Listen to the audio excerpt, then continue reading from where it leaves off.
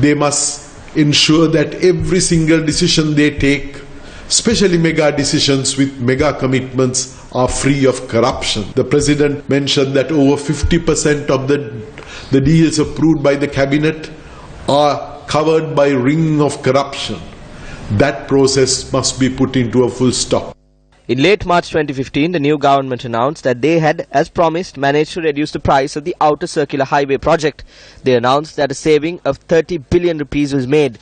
The original design called for a 4-lane highway with provisions to enlarge the highway to 6 lanes as and when the traffic demands arose. Meanwhile, on a memo dated the 30th of March 2015, the ministers have been asked not to accept any unsolicited bids as a matter of policy.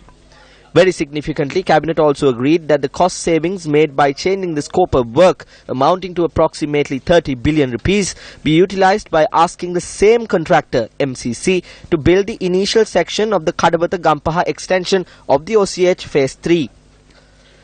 There was no tender procedure for the awarding of that component of the work. The same contractor is retained, the same project value is retained, the same rate is maintained. What has transpired is that the 6 lanes have been reduced to a fixed 4 lanes without scope to enlarge later, and the Valisara interchange being removed. The cost savings have not been accounted for as well.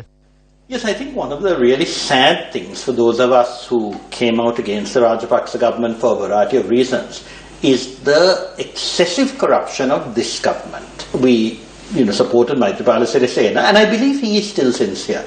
There was also this business of the circular highway, when they really attacked the last government for its association with the Chinese and claimed that 90% was corruption, and they had cut down the cost. It turned out they cut down the cost by cutting down the highway.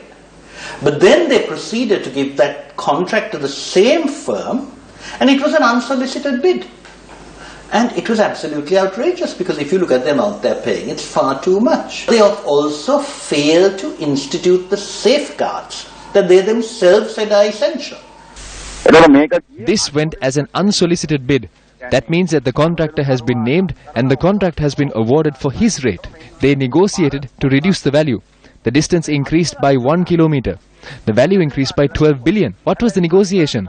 What savings has it earned to the country? Has it been audited? The bond scam caused losses of billions. They have now reduced the word billion to a common term. These frauds of billions of rupees will continue even in the future.